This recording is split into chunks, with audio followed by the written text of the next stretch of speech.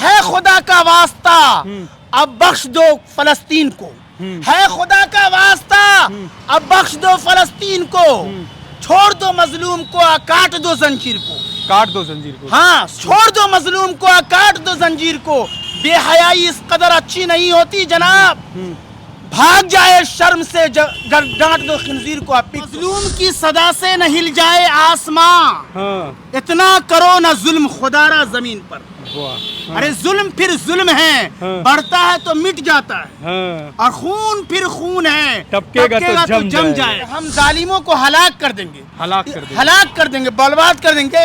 اس سے یہ پتا چلا کہ دنیا کا کوئی بھی ملک ہو ظلم کے ساتھ نہیں چل سکتا، اور دنیا بنانے والا ظلم کو برداشت نہیں کرتا ہے۔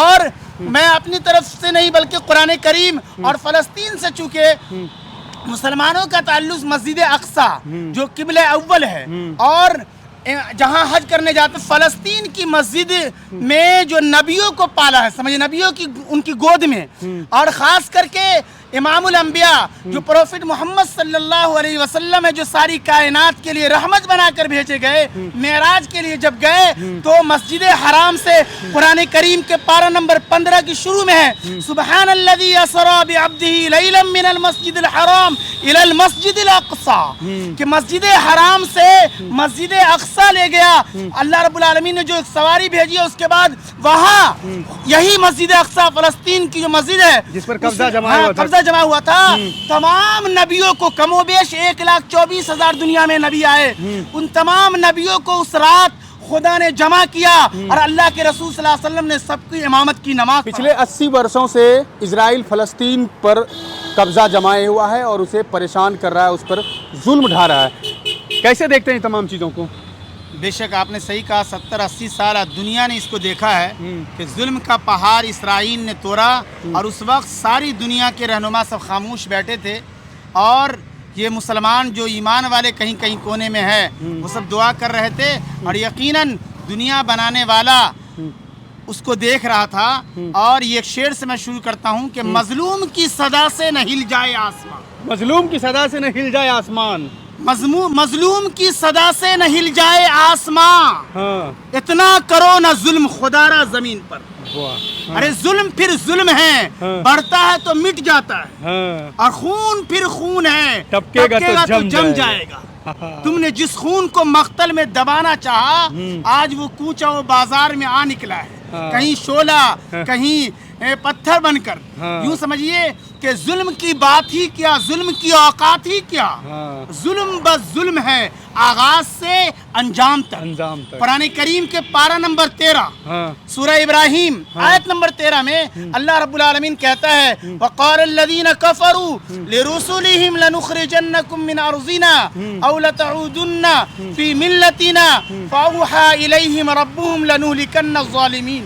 دنیا بنانے والا اس آیت میں کہہ رہا ہے کہ دنیا کے ظالم لوگ رسول کو کہتے تھے کہ ہم نکال دیں گے ان کو گھڑوں سے، یہ وہ، خدا نے کہا اس آیت کے آخری ٹکڑے میں یہی ہے کہ ہم ظالموں کو ہلاک کر دیں گے، ہلاک کر دیں گے، برباد کر دیں گے۔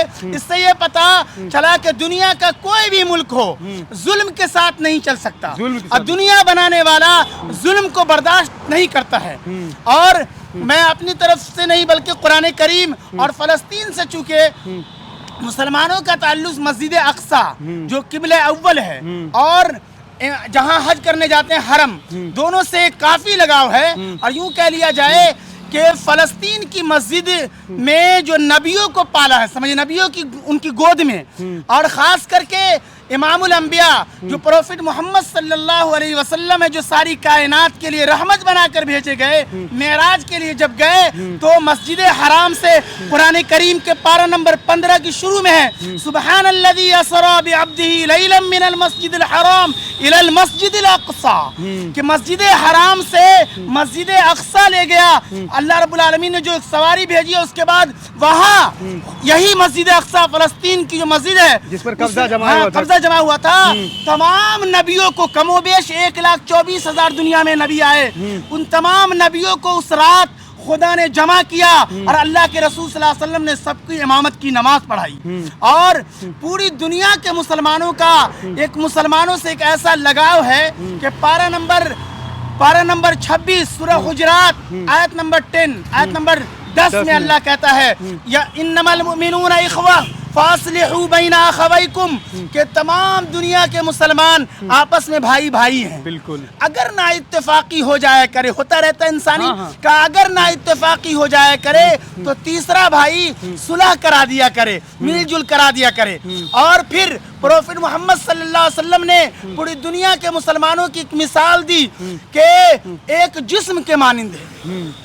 जिस तरीके से हमारा आपके जिस्म के किसी हिस्से में कांटा चुभ जाए तो पूरी जिस्म को तकलीफ होती है, लिहाजा दुनिया के किसी भी खित्ते में मुसलमानों को तकलीफ हो तो एक ईमानी रिश्ता ये भी है कि हमें दर्द होना चाहिए। बहरहाल कुरान करीम और इस्लाम अमन और शांति का संदेश देता है, जो पारा नंबर 6 सूरह माइदा आयत नंबर 32 में दुनिया बनाने वाला कहता है मन कतल नफ्सन बिगैर नफ्सिन औ फसादिन फिल अर्ज़ फकअन्नमा कतल अन्नास जमीआ व मन अहयाहा फकअन्नमा अहया अन्नास जमीआ।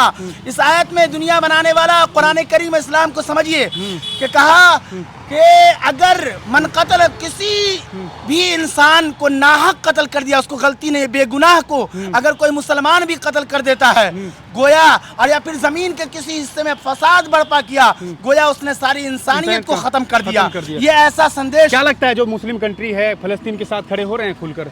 मैं उसे यानी कि मैं या दुनिया जो देख रही है या देखी है कि उतने सालों से जुल्म कर रहे थे और खुदा ने, और आज जो है एक समझिए कि फलस्तीन जो हाथ मस्जिद अक्सा के लिए सारी दुनिया के लोग दुआ कर रहे हैं और दुनिया बनाने वाला भी उस पर नजर रखे हुआ है। और जब 13 पारा की आयत मैं ये कह रहा हूँ, मैं दुआ भी कर सकता हूँ, लोगों को कहता हूँ कि पक्के मुसलमान हो जाओ।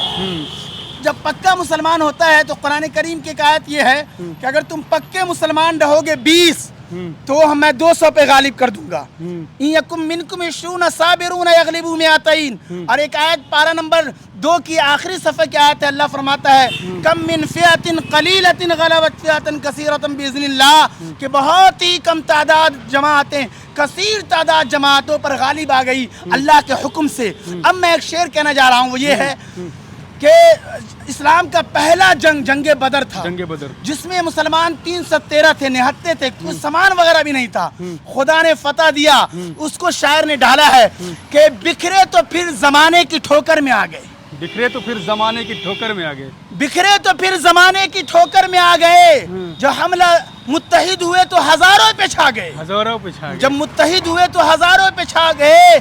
और तादाद यूं तो 313 की थी मगर, तादाद यूं तो 313 की थी मगर जो हमला जर हुए तो हजारों पे छा गए। तो यकीनन कुरान करीम पूरी दुनिया के मुसलमानों का हौसला बढ़ाता है कि तुम कम तादाद और जरूर हो लेकिन दुनिया बनाने वाला सबसे ताकतवर है। अरे आरा हिले, छपड़ा हिले, बलिया हिले ला, ईश्वर ने दुनिया बनाने वाले ने कहा अब धरती ही ले ला, अब कहां भागेला।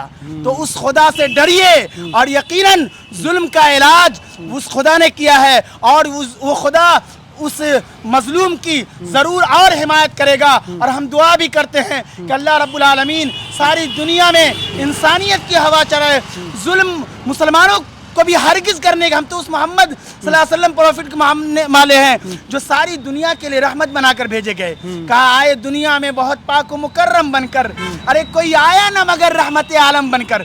सलाहुद्दीन अय्यूबी के दौर में भी फतह हुई और फारूक रज़ियल्लाहु ताला अन्हु के दौर में भी हुई। बहरहाल जुल्म का और जालिमों को ये इलाज है कि खात्मा होकर रहेगा। इसलिए जुल्म के ऐवानों से कह दो ये दुनिया के मुसलमान अब आज़ाद होगा, यकीनन इंशाअल्लाह आज़ाद हुआ और मुसलमान एक शीशा पिलाई दीवार बन करके और रहे और अल्लाह और खुदा पर भरोसा रखे। एक आखिरी सवाल मैं पूछूंगा आपसे, जिस तरह से फिलिस्तीन पर 80 वर्षों से हमले किए जा रहे थे, उन पर जुल्म ढाए जा रहे थे, वहाँ की औरतों पर जुल्म ढा रहे थे, यहाँ तक कि मासूम बच्चों पर भी जुल्म हुए, लेकिन पूरी दुनिया खामोश थी। अब जब हमास ने उस पर हमला किया इजराइल पर, तो तमाम दुनिया के लोग जो है इंसानियत की दुहाई देने लगे हैं, मानवता की दुहाई देने लगे हैं। यकीनन ये जो कह रहे हैं आप, उसी लिए कह रहा हूँ जब जुल्म का पहाड़ 70-80 साल तक था तो वो लोग कहाँ थे। इसलिए मैंने एक रुबाई पिरोया था बहुत पहले, कहे है खुदा का वास्ता अब बख्श दो फलस्तीन को, है खुदा का वास्ता अब बख्श दो फलस्तीन को, छोड़ दो मजलूम को, काट दो जंजीर को। काट दो जंजीर को। हाँ, छोड़ दो मजलूम को, काट दो जंजीर को। बेहयाई इस कदर अच्छी नहीं होती जनाब, भाग जाए शर्म से डांट दो खंजीर को, पिक को भी। अगर कोई इसको भी डांट दे तो आदमी वो भी भाग जाएगा। तो इंसान बनना चाहिए, इंसान। न हिंदू बनेंगे न मुसलमान बनेंगे, इंसान की औलाद है, इंसान बनेंगे। लेकिन प्रोफिट मोहम्मद का एक दर, जो आखिरी मोहम्मद सल्लल्लाहु अलैहि वसल्लम जो प्रोफिट आए, सारी कायनात के लिए रहमत बनाकर भेजे गए हैं। इसलिए उन्होंने कहा था कि मैं तबाही बर्बादी के लिए नहीं भेजा गया, मैं तो रहमत बनाकर भेजा गया हूँ। लेकिन जुल्म का पहाड़ तोड़ा तो खुदा उनके साथ आया, और जब जिसको खुदा रखे कौन बेटा चखे। कौन बेटा चखे। चलिए, बहुत बहुत शुक्रिया। इन्होंने किस तरह से अपनी बात रखी आपने बखूबी सुना। और आपकी क्या प्रतिक्रिया है फ़िलिस्तीन और जो तमाम चीज़ें अभी इजराइल के बीच हो रही है, कमेंट बॉक्स में ज़रूर बताइए। देखते रहिए प्राइम अड्डा। मिलते हैं फिर किसी अगले वीडियो में, तब तक के लिए शुक्रिया।